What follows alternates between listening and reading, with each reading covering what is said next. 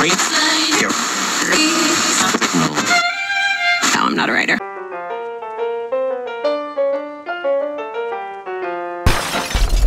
Buondì! Allora, questa è la giornata di ieri, cioè sto continuando, avevo già chiuso il video di prima, però probabilmente questa ispezione qua lo metto nel video successivo, no?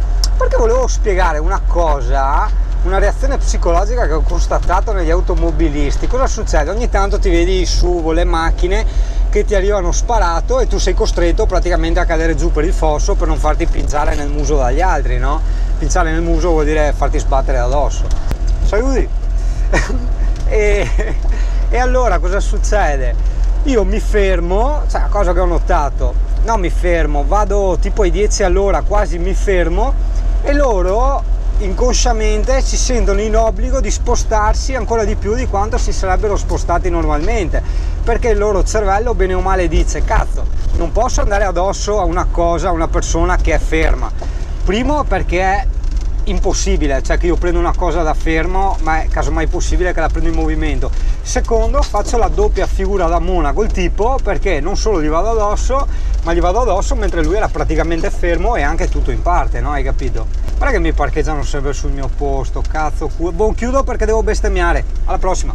No, ma vogliamo parlare di questo orgasmo informatico, cioè, io vado matto per ste robe, cioè, c'è poco da fare, ragazzi. Allora, adesso ho montato 2 secondi, guarda, metti il monitor che hai già i cavi tirati, no? Guarda, i cavi abbiamo detto escono da qua, io altro non faccio che appoggiare il monitor, qua è già tutto fascettato, tutto allo stesso livello, quindi tacca 1, tacca 2, basta. Il mouse c'è già, perché viene fuori da lì fascettato, la tastiera era qui dentro, e basta, il Surface anche lì, vedi i cavi arrivano giusti, qua ho deciso cosa attaccare, vedi? Qua c'è cane pericoloso, è vero cane, abbiamo dimenticato cane pericoloso. Di lì che avanziamo pape di Emi, Pape di Emi, non le abbiamo ancora mangiate le pape di Emi della sera, Digli, abbiamo giocato tanto con la pallina, perché oggi abbiamo giocato ai rimbalzi con la pallina, questo è vero.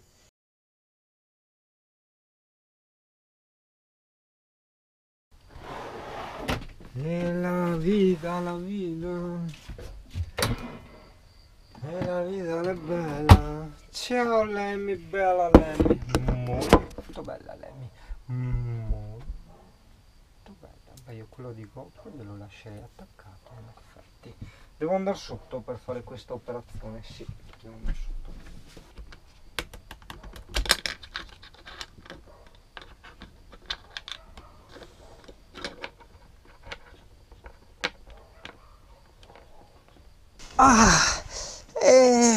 Tanti mi scrivete, cioè tanti tu, che i video sono troppo corti, altri che il video è troppo lungo.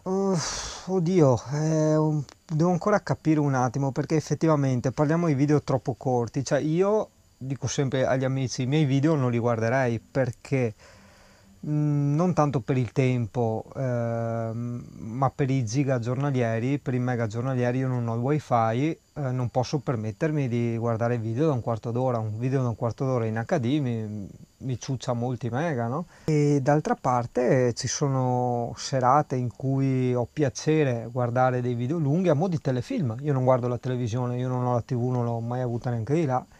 Però posso scegliermi di guardare un telefilm di sto tizio che vive in camper, ho detto questo è tutto matto, è tutto scemo, però giustamente anche lì se mi vedo una puntata da 4 minuti dico che cazzo è già finita, cioè, almeno i Griffin durano un quarto d'ora, voglio dire, no? E quindi boh, tieni conto però che per il canale io avevo detto che facevo un video massimo 2 alla settimana, cioè una puntina e un dietro le quinte. Adesso bene o male ci sto facendo tutti i giorni perché ho i video vecchi da smaltire, però sì, non vorrei abituarti troppo bene che dopo vedi meno video e dici cazzo non fa più video, no, teniamoci 2, poi può essere che sono 7 alla settimana, può essere insomma, però 2 dovrebbero essere i video, e una puntina, però per il momento insomma che sto allestendo il camper, sai che la storia, se mi segui fin dall'inizio, era che nel giro di stimato secondo me più o meno 2 anni e mezzo mi sistemavo le cose, Guarda, te le spiego anche in ordine cronologico. Vendevo la macchina e l'ho venduta, vendevo la moto e l'ho venduta, mi compravo il camper e l'ho comprato, mi sistemavo il camper e direi che siamo al 60% di tutti i lavori che voglio fare. Mi compro il Surface e l'ho comprato.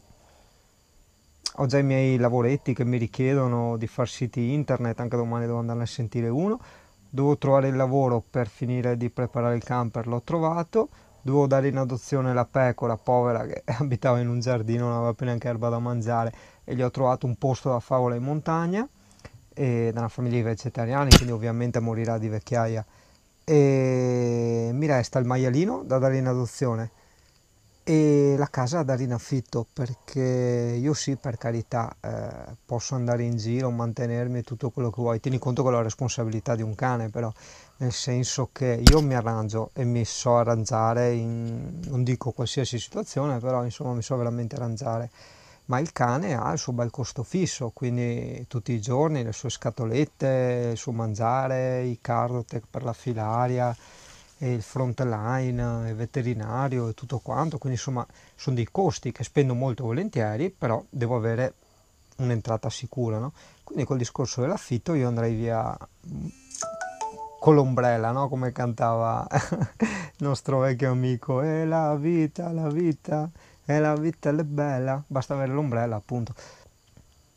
E così siamo a buon punto. Quindi sì, appunto, sono esageratamente avanti con la tabella di marcia come tempi, perché praticamente ho già fatto tutto. Le uniche due cose, però le più importanti, alla fine sono rimaste, sono veramente le più importanti.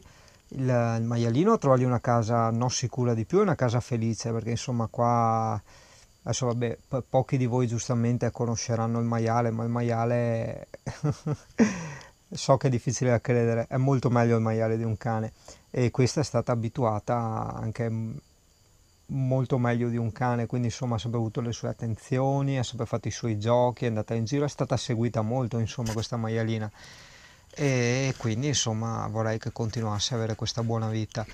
E l'affitto, perché effettivamente anche se mi mancano lavori eccetera, io comunque poi o trovo lavori da altre parti o comunque faccio i miei siti internet. Io andando in giro posso continuare a propormi, in più già anche a ganzi che mi stanno chiedendo di fare siti anche per altre agenzie.